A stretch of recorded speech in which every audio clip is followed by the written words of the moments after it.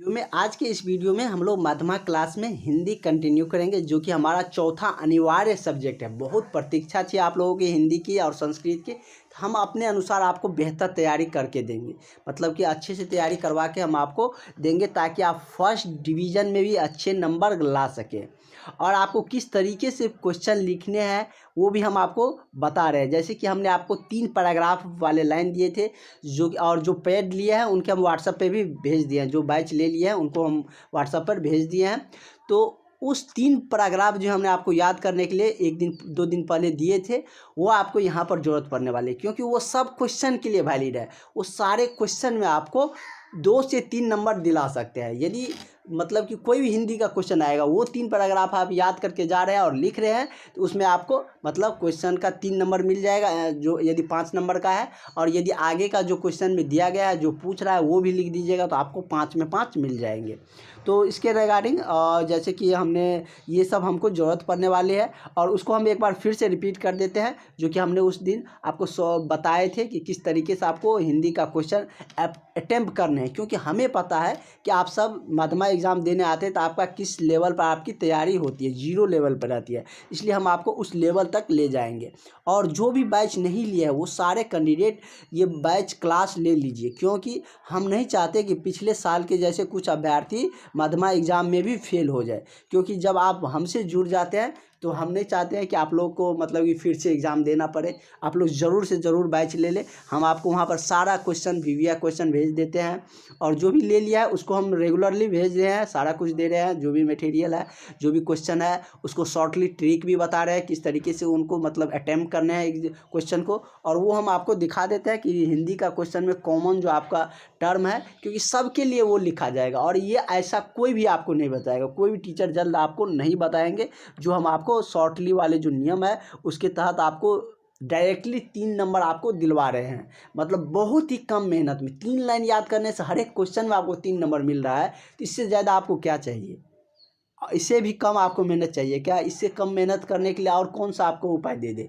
मतलब इससे ज़्यादा कम मेहनत में आपको अच्छे नंबर और कोई नहीं दिला सकता है। जो हम आपके लिए मतलब बेहद अच्छे तरीके से आपके लिए लाए हैं। जहाँ पर ज़रूरत पड़ती है वहाँ पर हमने ऑब्जेक्टिव का पूरा हमने आपको टाइप करवा के दिया है। आप समझ सकते हैं कंप्यूटर से टाइप करवाने में कितनी मेहनत होती है, कितने खर्च होते हैं। वो हम आपको टाइप करवा के दे रहे हैं सारे सब्जेक्ट का। उसके बाद हम आपके लिए यदि ज़रूरत पड़ता है, तो हम खुद से कॉपी पे लिख के आपको स्कैन करके फिर से आपको दे रहे हैं। तो आप समझ सकते हैं हम कितनी मेहनत कर रहे हैं आप लोगों के लिए। तो आप लोग को भी बनता है कि आप मेरे साथ आप लगे रहिए, पढ़िए, यदि चाहते हैं इसमें मतलब पास होना। तो चलिए हम लोग उसको एक बार फिर से दोहरा लेते हैं, ताकि इन सब को हमें ज़रूरत पड़ने पर समझ सके इसका ज़रूरत कहाँ पर है हमें। कि इसके बारे में हमने थोड़ा सा डिस्कस किए भी थे। ये मात्र 3 लाइन आपको सारे जो क्वेश्चन होंगे हिंदी का, उसमें सब में आपको नंबर दिलवा सकते हैं। तो क्या है, ये बहुत ही स्टैंडर्ड शब्द हम आपके लिए लिख के लाए हैं, जो कि आपको एग्जामिनर देख के ही आपको कहेगा कि नहीं, विद्यार्थी में जानकारियां हैं, और आपको निश्चित रूप से अच्छे नंबर देंगे। जैसे कि ये क्वेश्चन है, 4-5 क्वेश्चन हम कर लेंगे ना, तो आपको मतलब अच्छे से आने लगेगा। मतलब याद करने की भी ज़रूरत नहीं पड़ेंगे, आपको आ जाएगा। लेकिन हम आपके पास जो व्हाट्सएप पे भेजे हैं, जो भी कैंडिडेट बैच लिए हैं, तो उसके लिए इसलिए भेजे, और भी कुछ इंपॉर्टेंट क्वेश्चन भेजे हैं। जो भी वीवीआई क्वेश्चन है, वो सारे उनके हम व्हाट्सएप पे भेज रहे हैं, रेगुलरली दे रहे हैं। तो लेकिन जो बैच नहीं लिया उनको ये फ़ायदा नहीं मिलेंगे, क्योंकि हमें भी इनके लिए मेहनत होती है। आपको बता दिए कि कंप्यूटर टाइप करने में क्या होती है। तो जैसे कि इसमें दिया है कि प्रेम घन के आदर्श पुरुष से थे, प्रेम घन के आदर्श पुरुष थे। तो इस तरीके से यदि कोई भी क्वेश्चन आएगा हिंदी में, तो हम लोग उसको स्टार्टिंग करेंगे ऐसे, प्रस्तुत प्रश्न। कुछ भी पूछ रहा है, लेकिन ये 3 लाइन हम लिखेंगे। प्रस्तुत प्रश्न जिस शीर्षक या कविता से लिया गया है उसका हम देंगे, और कॉमा, इन्वर्टेड कॉमा का भी ध्यान रखें। इसलिए हम कह रहे हैं आप लोग 5-6 बार इसको लिखिए, कॉपी पे लिखिए, ताकि आपके माइंड में रहे। अभी आपके पास समय भी, अच्छे से हम लोग तैयारी करेंगे। प्रस्तुत प्रश्न स्वदेशी शीर्षक कविता से संकलित है। ये कविता से लिया गया है, तो कविता लेंगे। कहानी से लिया जाएगा, कहानी लेंगे। ये कैसे पता चलेगा, तो वो हम आपको बताने वाले आगे। आप लोग कोई भी डाउट नहीं रहेगा, इतना हम पे भरोसा रखिए। प्रस्तुत प्रश्न स्वदेशी शीर्षक कविता से संकलित है, इतना लिख देंगे। फिर पैराग्राफ चेंज करेंगे, ये नहीं कि ये वाला इसी में लिख दिए। पैराग्राफ मतलब जो लाइन में आ रहा है उसको दूसरे लाइन में लिखेंगे। निचले लाइन में लिखेंगे कि प्रेम घन, इस मतलब कि इसमें क्वेश्चन में प्रेम घन का जिक्र है, तो उसके बारे में लिखेंगे।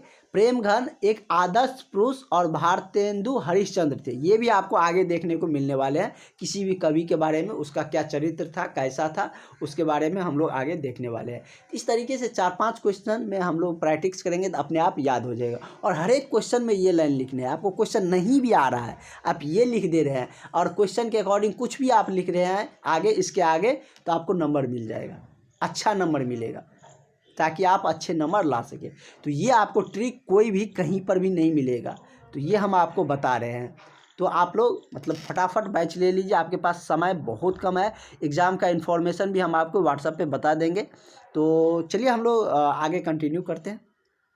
आगे उसके ज़रूरत के लिए कि क्या क्या उसमें हमको ज़रूरत पड़ने वाले, इस पहले आप लोग ये देख लीजिए किससे कितना पूछे जाएंगे। ये आप लोग काव्य खंड से 20 है, गद्य खंड से 20 नंबर का है। उस तरीके से ये सारा कुछ दिया गया है। इसका विवरण कहाँ से कितना आएंगे, वो सारा कुछ, रचना से क्या आएगा, जो लेखन निबंध है उससे 10 नंबर आएंगे। उसके बाद पत्र लेखन और संवाद से भी 5 नंबर आए। ये 2 हम आपको बताएंगे, अपने समय अनुसार बताएंगे, क्योंकि हमें पता है कि कब कौन सी चीज़ बताना है। क्योंकि अभी हम जो चीज़ बता देंगे वो आपको एग्ज़ाम टाइम तक नहीं रहेगा तो उसका कोई फ़ायदा नहीं है। ये सब डायरेक्टली आपको मतलब 10 नंबर देने वाले हैं, तो इसको हम अपने समय अनुसार बताएंगे कि ताकि आपके माइंड में रहे और आप एग्ज़ाम तक उसको कैरी करके ले जा सकें और एग्ज़ाम में अच्छे से लिख के आए। तो चलिए, ये स्मरणीय तथ्य है, कुछ मतलब याद करने के लिए है, ये आप लोग याद कर लीजिएगा। और जिसको नहीं याद होंगे, जो याद कर लेंगे उसके लिए अच्छी बात है, जिसको नहीं होंगे वो क्वेश्चन के प्रैक्टिस करेंगे मेरे साथ साथ, तो उसका हो जाएगा। और हम आपको बताएंगे भी, जिसको भी दिक्कत होंगे उसमें कोई दिक्कत नहीं है। दिया गया है कि जैसे कि यहाँ पर लेखक का नाम है, पाठ का नाम है, किस पाठ का है, मतलब किस कविता किस पाठ का है, वो उसका विधि क्या है, मतलब विधा क्या है, कविता है या कहानी है या क्या कुछ है, मूलभूत काल क्या था, और लेखक के प्रमुख कीर्तिमान क्या है, क्या क्या उसमें, जैसे हमने अभी भारतेंदु हरिश्चंद्र उसके बारे में, प्रेमघन के बारे में जानने थे कि वो भारतेंदु हरिश्चंद्र थे। उसी तरीके से यहाँ पर उसकी कृतियाँ दिया गया है, उसने क्या किए थे। यहाँ पर आपको काव्य खंड भाग 2 में आपको कविता देखने को मिलते हैं। वही आप भाग 1 था, ये भाग 2 है, इसमें आपको निबंध, कहानी, सारा कुछ इसमें देखने को मिलते हैं। तो आज हम लोग इसको कवर कर लेते हैं। कह रहे गुरु नानक के बारे में आएगा, जो कि चैप्टर फर्स्ट रहेंगे। इसका जो इसने जो लिखा था वो क्या लिखा था, राम बिनु वीर थे। क्या लिखा था, राम बिन वीर थे। इसका पाठ का क्या नाम था, राम बिन वीर थे। इस तरीके से आएंगे तो आपको पता चल जाएगा कि ये कविता है। और ये जो टर्म है ये आपको क्वेश्चन में दिया रहेगा, राम बिन वीर थे में गुरु नानक जी ने क्या कहे थे, किसको कहे थे, तो वो हम डिटेल्स में कहानी पढ़ेंगे, कविता पढ़ेंगे तो आप समझ में आ जाएगा। तो ये नाम से क्लियर हो जाएगा कि ये कविता है। तो वहाँ पर आप वो जो हमने आपके ट्रिक बताया है उस पर कविता लिख दीजिएगा, ये मतलब आपको हम बता रहे हैं।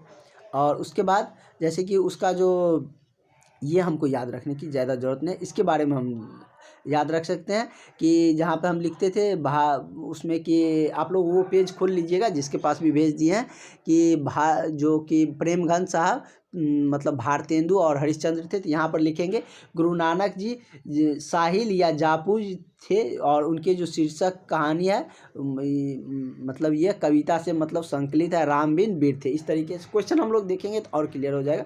पहले आप लोग ये मतलब 3-4 बार पढ़िए। उसके बाद ये देखिए, रसखान साहब का क्या था पाठ, प्रेम अयनी श्री राधिका, मतलब प्रेम अयनी श्री राधिका, राधिका जी ने अपने प्रेम में क्या कुछ किए थे, इसका बखान मतलब रसखान साहब ने किए थे। और रसखान साहब के द्वारा मतलब इसको मतलब कि श्री कृष्ण और राधा जी के अनन्य भक्त माने जाते थे, इनको और सूरदास को। ये भी क्या है, कविता है। और ये एक भक्ति कविता, भक्ति मतलब भक्ति काल की कविता है, जो कि इसकी हम यदि बात करें तो इसके द्वारा जो प्रमुख कृतियाँ हैं क्या है, प्रेम वाटिका है, जो प्रमुख कृतियों में से आती है। मतलब जो प्रमुख रचयिता था इसका, मतलब जो प्रसिद्ध हुए तो वो क्या था, प्रेम वाटिका।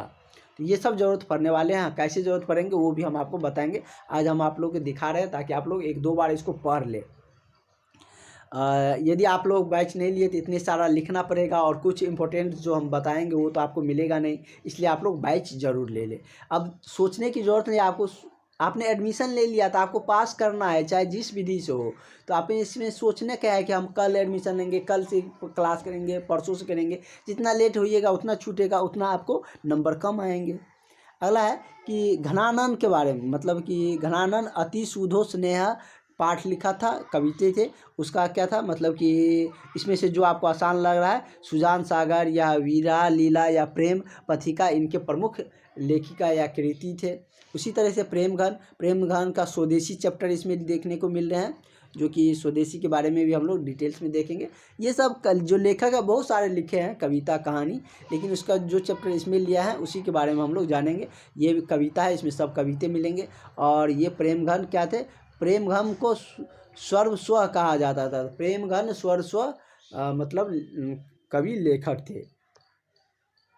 अगला है पांचवा जो इसमें कविता देखने को मिलेंगे वो सुमित्रानंद पंत जी के द्वारा लिखा गया भारत माता। इनका ऑब्जेक्टिव भी हम आपको देंगे। भारत माता लिखा गया जो कि कविता है, और ये इनकी जो मतलब लोकप्रिय गाथा थी या हुए जो लोकप्रिय इसकी कृतियाँ थी वो क्या थी, पल्लव, वीणा, इनमें से कोई एक आपको जो आसान लगे वो ध्यान में रखिएगा। उसके बाद रामधारी सिंह दिनकर को आप जानते होंगे, हिंदी के महान कवि में से आते हैं। रामधारी सिंह दिनकर ने इसमें आपके जो सब्जेक्ट है उसमें जो कविता दिया गया उसका वो जनतंत्र का जन्म दिया है, जो कि मतलब कि ये इनका मतलब राष्ट्रवाद को इंडिकेट करता है। और इसका जो मतलब कि रश्मि रथी है वो बहुत ही प्रसिद्ध हुए थे। रश्मि रथी के नाम से भी दिनकर साहब को जाना जाता है, तो वो भी हम आपको बताएंगे, रश्मि रथी दिनकर साहब जी। और इसके ये प्रमुख मतलब कृतियाँ हैं रश्मि रथी।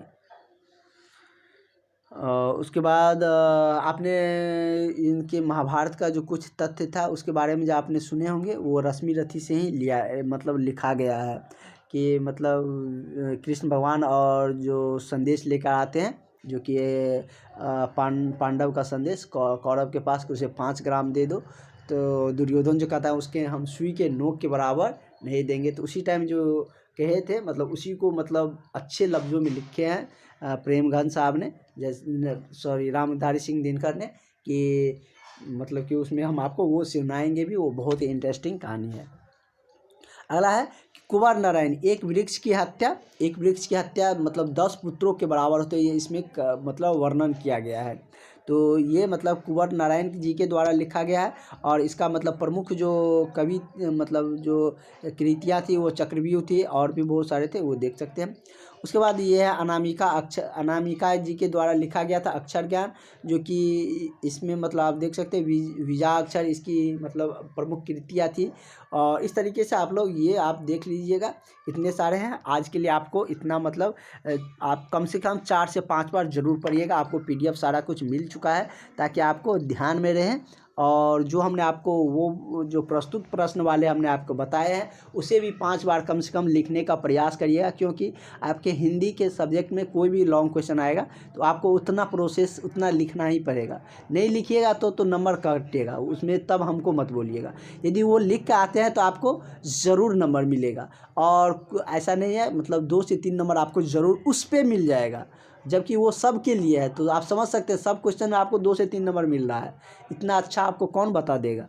तो चलिए आगे का जो हम लोगों का बच रहा है जो लेखक निबंध कहानी वो सब के बारे में हम लोग कल देखेंगे। उसके बाद हम लोग का क्वेश्चन स्टार्ट हो जाएगा, और क्वेश्चन का तो हमने मूल चीज़ ही आपको बता दिए हैं। उसके बाद आपको बहुत ही इजी लगेगा, यही थोड़ा याद करने का। उसके बाद आपको तो हम आपको दिमाग से बताएंगे कि किस तरीके से आपको इसको लिखना है ताकि आपको एग्जामिनर अच्छे नंबर दे। बहुत ही शॉर्टली तरीके से हम सारे चीज़ को आपको एक्सप्लेन करके बताएंगे, ये हो संस्कृत हो सारे कुछ को हम आपको सिलेबस पूरा करके देंगे। आप ये नहीं कहिए कि ये कब पढ़े, ये कब, सारे आपको मिलेंगे। पहले जो आपको दे रहे हैं उतना तो याद रखिए। आज हमने आपको बहुत सारा मतलब क्वेश्चन विविया क्वेश्चन भी आपके भेज दिए हैं, तो आप लोग उसे भी ज़रूर पढ़ें, 2-3 बार पढ़ें, और 1-2 घंटा कम से कम टाइम तो दीजिए पढ़ने पर। आपको निश्चित रूप से अच्छे नंबर आएंगे। मेरे साथ जुड़े रहिएगा, कितने भी नॉर्मल स्टूडेंट हैं आपको फर्स्ट डिवीज़न में अच्छा मार्क्स ज़रूर आएगा। तो मिलते हैं नेक्स्ट वीडियो में। Thank you.